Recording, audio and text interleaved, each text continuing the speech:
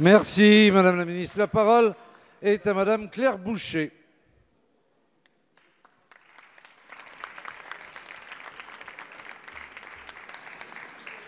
Merci, Monsieur le Président. Mesdames et Messieurs les ministres, merci, chers collègues.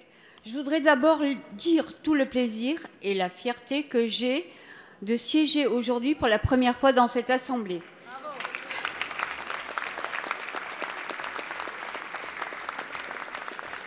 Je mesure parfaitement toute la responsabilité qui est la mienne, ayant accompagné Joël Giraud, mon prédécesseur, pendant près de 20 ans. Je tiens d'ailleurs ici à lui rendre hommage pour son engagement de tous les instants au service de nos territoires ruraux, notamment montagnards. Un engagement qu'il poursuit, je le sais, au sein du gouvernement. Pour ma part, une fois n'est pas coutume, c'est un sujet d'actualité internationale que je souhaite interroger le gouvernement. Ma question s'adresse donc à Monsieur le secrétaire d'État chargé des affaires européennes. Monsieur le secrétaire d'État, plus d'un mois après la réélection contestée d'Alexandre Loukachenko, la mobilisation ne faiblit pas en Biélorussie. Cette mobilisation est massive et sans précédent depuis des décennies. D'impressions cortèges battent le pavé dans toutes les grandes villes. Le peuple clame s'être fait voler son élection présidentielle. Depuis le début du mouvement, des milliers de personnes ont été arrêtées et les témoignages et accusations de torture de prisonniers se multiplient. Les figures de l'opposition biélorusse, souvent des femmes, sont soit en exil, soit en prison.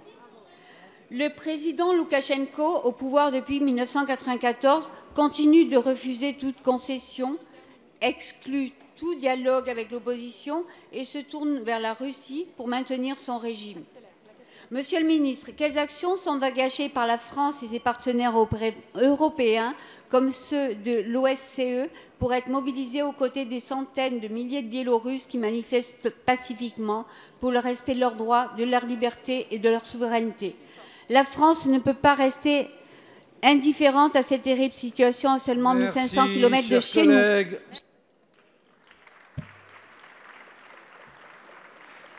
La parole est à Monsieur Clément Beaune, secrétaire d'État chargé des Affaires européennes.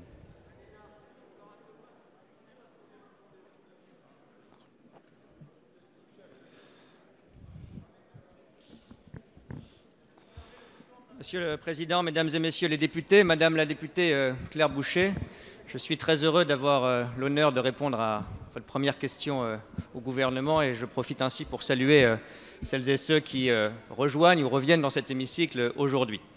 La réponse de la France portée par le Président de la République et Jean-Yves Le Drian est une réponse européenne coordonnée qui tient en trois types d'actions. D'abord, un soutien sans faille dès le premier jour et sans aucune ambiguïté au peuple biélorusse qui se mobilise depuis maintenant plus d'un mois. Ensuite, une action de sanctions très claire et rapide là aussi contre la répression et puis l'appui à un dialogue politique national. Si je puis revenir rapidement sur ces quelques éléments, je veux dire avant toute chose, j'y insiste, que nous soutenons cette mobilisation populaire et politique en Biélorussie depuis le mois d'août, car chaque week-end désormais, des milliers de personnes risquent leur vie dans les rues de Minsk pour défendre leur liberté. Ce sont nos valeurs et nous nous devons d'être à leur côté. Mais ce ne sont pas seulement des mots. L'Union européenne collectivement a décidé de soutenir financièrement, y compris les associations de la société civile et l'opposition biélorusse. Je rappelle que plusieurs pays de l'Union européenne accueillent des opposants biélorusses et j'ai eu l'occasion moi-même, au nom du gouvernement, de m'entretenir avec Svetlana Tikhanovskaya, qui mène l'opposition, pour marquer explicitement notre soutien.